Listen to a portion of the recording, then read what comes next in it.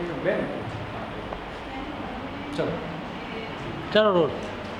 Gujarat literature ફેસ્ટિવલમાં રાજ્યના રાષ્ટ્રીય સ્તરના પત્રકારો અને ડિગ્નિટરી આવે છે. આજે બીજા દિવસે આપણી સાથે વરિષ્ઠ પત્રકાર, ફિલ્મ મેકર અને રાજकीय विश्लेषक છે परंजॉय गुहा हमारा साथ है. परंजॉय जी, अभी देश की जो परिस्थिति है जहाँ मोदी फेड होता जाता दिख रहा है, मोदी की असर कम होती जाती है, 18 महीने में क्या हुआ? सबसे आश्चर्य बात है कि जिन लोग को आप कहेंगे मोदी भक्त और जो मोदी का खिलाफ है, दोनों आज का सहमत है कि ये 18 महीना में इतना जल्दी प्रधानमंत्री का लोकप्रियता इतना कम क्यों हो गया. तो लोग आश्चर्य हो गए. इसका बहुत सारे कारण हैं. मैं कुछ कारण 3-4 कारण आपको बताना चाहता हूँ. पहला कारण ये है, देखिए 2014 का जब आम चुनाव हुई थी, उस समय एक तरह से जो संघर्ष और जो राजनीतिक प्रतिद्वंदिता था, ये भारतीय जनता पार्टी बनाम कांग्रेस नहीं था, एनडीए बनाम यूपीए भी नहीं था. एक तरह से पूरा भारतवर्ष का राजनीति व्यक्ति केंद्रित हो गया. नरेंद्र मोदी बनाम राहुल गांधी एक तरह से अमेरिकी राष्ट्रपति चुनाव की तरह बन गया. तो ये जब आप राजनीति और भारतवर्ष का, जैसे एक बहुत ही देश में बहुत विविधता है, बहुत सारे राजनीतिक दल है, अब भारतवर्ष का राजनीति अगर आप व्यक्ति केंद्रित जब हो जाते हैं, एक तरह से दो धारा तलवार की तरह है. ये तलवार दोनों हाथ में काटते हैं. तो यही मोदी जी जो 31.5% वोट लेके 282 सांसद लोकसभा में बहुमत लेके भारतीय जनता पार्टी क्षमता में आया, ये मई 2014 और फरवरी 2015 में क्या हुआ.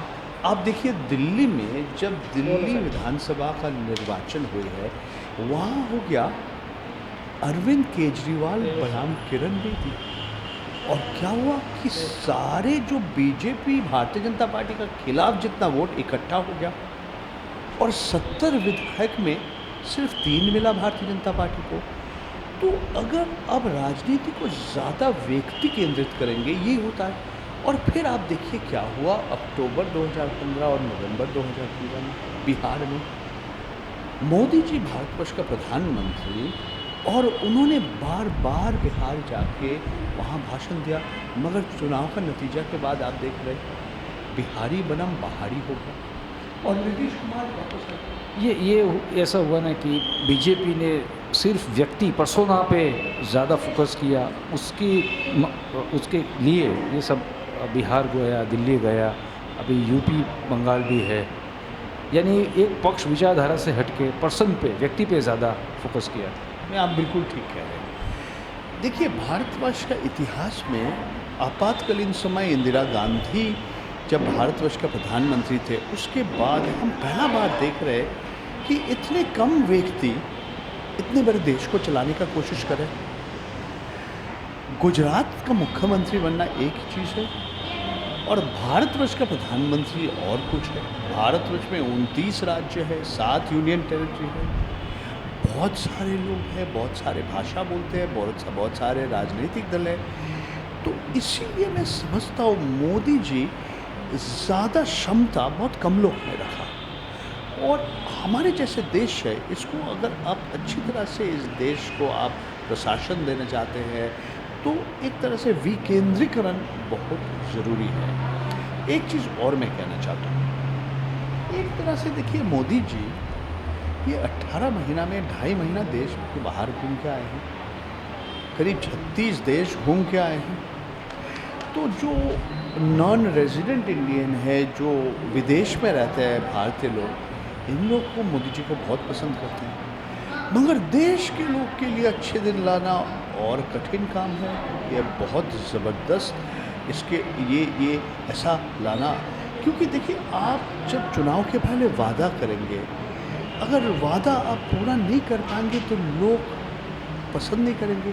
आपका चुनाव के पहले आपने कहा कि हम काला धन वापस ले आएंगे, हर व्यक्ति हर परिवार को 15 लाख रुपया मिलेगा. फिर अमित शाह जी कहा नहीं, ये चुनावी जुमला था.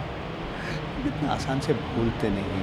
एक चीज़ और मैं कहना चाहता हूँ, देखिए मैं बहुत दुखी हो गया कि दादरी के बाद इतना समय क्यों लगा मोदी जी को इसको खंडन करने के लिए।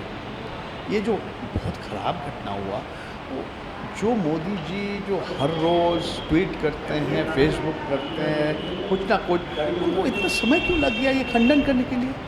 जो दादरी में हुई है ये होना नहीं चाहिए था। और ठीक है, यहाँ उत्तर प्रदेश का प्रशासन भारतीय जनता पार्टी के नहीं है, वो समाजवादी पार्टी के नहीं है, मगर उनको 7-8 दिन 10 दिन लग गया।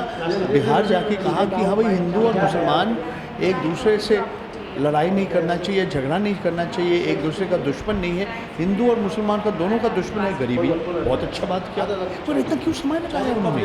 तो ये मैं काफ़ी आश्चर्य हो गया। देखिए, भारतवर्ष का राजनीति में 16 बार आम चुनाव, 8 बार आपका सरकार बदल गए हैं। पहला बार हम देख रहे हैं कि 30 साल के बाद एक राजनीतिक दल को लोकसभा में बहुमत मिला है। मगर ये जो 282 जो सांसद है भारतवर्ष के लोकसभा में, इसमें 2 ही व्यक्ति हैं, 2 ही सांसद है जो अपने आप को कहते हैं हम हिंदू नहीं हैं। एक है किरेन रिजिजू, अरुणाचल के सांसद है, वो बोलते हैं हम बुद्धिस्ट है, बौद्ध धर्म में विश्वास करते हैं। और एक है लद्दाख और ले, वो भी कह रहे हैं कि हाँ बौद्ध धर्म में विश्वास। ऐसा देश में जहाँ 14% लोग मुसलमान हैं, हर 7 व्यक्ति में, हर 7 भारतीय में एक व्यक्ति मुसलमान है। तो देखिए, अगर भारतीय जनता पार्टी और अगर नरेंद्र मोदी को देश चलाना है, ये सिर्फ हिंदुओं का देश नहीं है। ठीक है, मैं मान लिया 80%, 81% लोग हिंदू है, तो इस तरह से मैं समझता हूँ मोदी जी को सोचना पड़ेगा। वो सबका प्रधानमंत्री है, समाज का एक हिस्से इनका नेता बनने चाहते हैं। अभी अयोध्या में राम जन्मभूमि, वहाँ मंदिर बनाने की भी एक प्रक्रिया अलग तरीके से वो चला रहे हैं, उसकी इम्पैक्ट यूपी की इलेक्शन और राजनीति में क्या होगी। उत्तर प्रदेश में विधानसभा चुनाव अभी समय है, 1 साल से ज़्यादा समय है। 2015 की मार्च अप्रैल में चुनाव का काम शुरू हो जाएगा। उत्तर प्रदेश बहुत बड़ा राज्य है। भारतवर्ष में हर 6 व्यक्ति में एक व्यक्ति उत्तर प्रदेश रहते हैं। अगर उत्तर प्रदेश एक स्वाधीन देश होता है, विश्व में जितने सारे देश हैं, चीन, भारतवर्ष, अमेरिका, इंडोनेशिया, ब्राज़ील के बाद 20 करोड़ लोग रहते हैं एक राज्य में। ये राज्य में कुछ सालों से हम देख रहे हैं कि भारतवर्ष के सबसे बड़ा जो राजनीतिक दल है, भारतीय जनता पार्टी और कांग्रेस, वो हट के गया था। मगर लोकसभा चुनाव में भारतीय जनता पार्टी और एनडीए ने बहुत अच्छा काम, उनका जो चुनाव में बहुत अच्छे उनका नतीजा आया। बहुत सारे सांसद आए हैं, मेरे को जितना याद है 80 सांसद में 70 और 73 सांसद एनडीए के हैं। मगर ये है लोकसभा चुनाव। विधानसभा चुनाव में कौन इसके साथ संघर्ष होगा, ये अलग सवाल है। मुद्दा भी अलग होगा, राष्ट्रीय मुद्दा नहीं होगा, स्थानीय मुद्दा होगा। और देखिए, उत्तर प्रदेश ऐसा राज्य है, अब जब पंचायत चुनाव हुए थे, हमने देखा कि भारतीय जनता पार्टी 3रे स्थान में पहुंची। और आने वाले 1 साल में ये जो छवि है ये साफ होगा।